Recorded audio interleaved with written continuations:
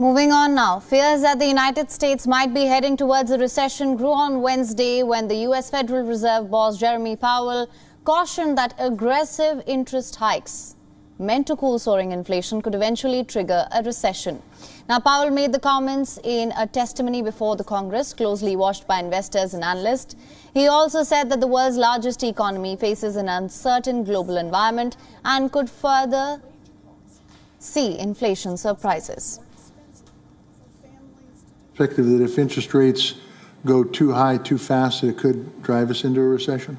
It's certainly a possibility. It's not our intended outcome at all, but it's certainly a possibility. And frankly, the events of the last few months around the world have made it more difficult for us to achieve what we want, which is 2% inflation and still a strong labor market.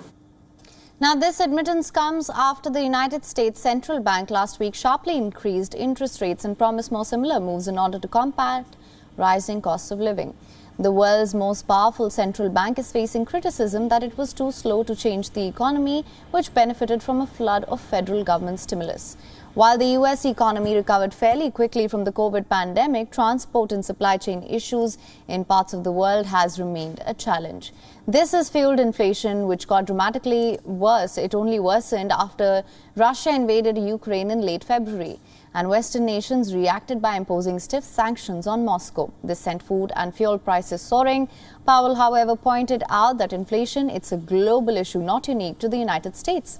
Meanwhile, soaring food prices pushed UK inflation to a 40-year high of 9.1% last month. The highest rate of inflation out of the group of 7 major countries. UK's Finance Minister Rishi Sunak said that the central bank would act forcefully to contain inflation and that it was using all tools at their disposal to combat surging prices. Firstly, the Bank of England will act forcefully to combat inflation. Secondly, the government will be responsible with borrowing and debt so we don't make the situation worse and drive up people's mortgage rates any more than they're going to go up. And lastly, we're improving the productivity of our economy, improving the supplies of energy we have and moving people off welfare into work. Some analysts have said that Britain too is at risk of recession due to its large imported energy bill. It is its ongoing friction with the European Union related to Brexit. Average pay is not keeping up with inflation, and trade unions, they've warned of widespread strikes in the coming months. Railway staff, they've already staged mass walkouts this week. The Bank of England said that last week inflation was likely to remain above 9% over the coming months, before peaking at slightly above 11% in October, when regulated household energy bills are due to rise again. Meanwhile, the prospect of a retreat in global economy continued to keep the markets down along with oil prices as traders fretted over uncertainty caused by the war in Ukraine and patchy recovery from the pandemic.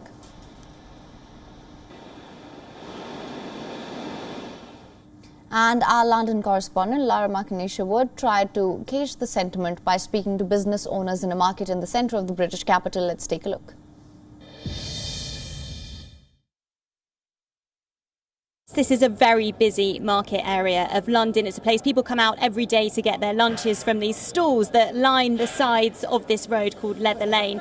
Now, of course, as inflation hits, that means that not only are people's pockets pinched, so they have less to spend, less disposable income, but also the cost of things for these stall holders to buy will also be increasing. If we're looking at today's figures, the inflation reached 9.1% in the 12 months leading up to May, then that means that anything that might have cost £1 12 months ago will now cost £1.09. Now, if you think about profit margins, that's going to be a huge dent. So it leaves these stallholders in a bit of a quandary, really. Do they continue to offer their goods at the same price that they had them at continually to try to encourage customers to continue using them at a time when they have less disposable income themselves, or do they have to raise them?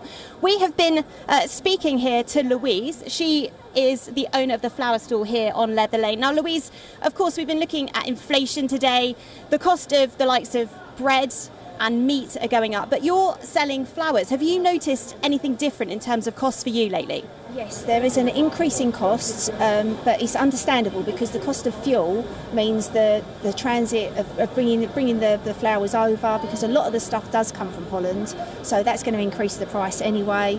Plus all of this with Brexit has caused lots of problems anyway, lots of more paperwork and things like that. So, I've noticed a steady increase, but now it's still increasing because of the additional costs of the fuel prices.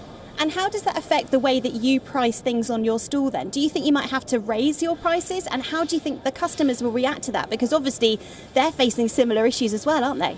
Yes, of course, it does have a complete knock-on effect.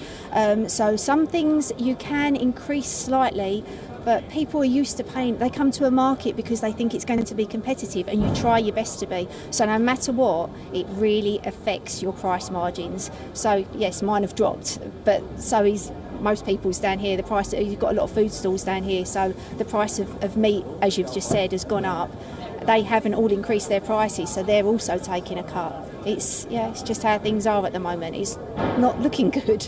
Louise, thank you so much. Thanks for your time. No worries. So clearly it's an issue that's affecting all of these traders here on Leather Lane, not just Louise with her flowers, of course, but everybody selling food and drink here. And they are having to look at how they're working their models, how they're looking at pricing their goods. And it does seem like they're going to have to continue to make adaptations in the coming months.